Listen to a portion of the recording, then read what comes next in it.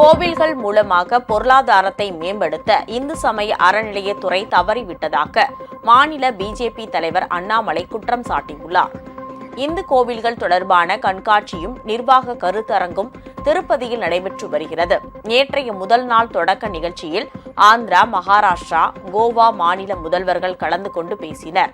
இன்றைய கருத்தரங்கில் கலந்து கொண்டு பேசிய பாஜக தமிழக தலைவர் அண்ணாமலை தமிழக கோவில்களின் நிலை பற்றி எடுத்துரைத்தார்.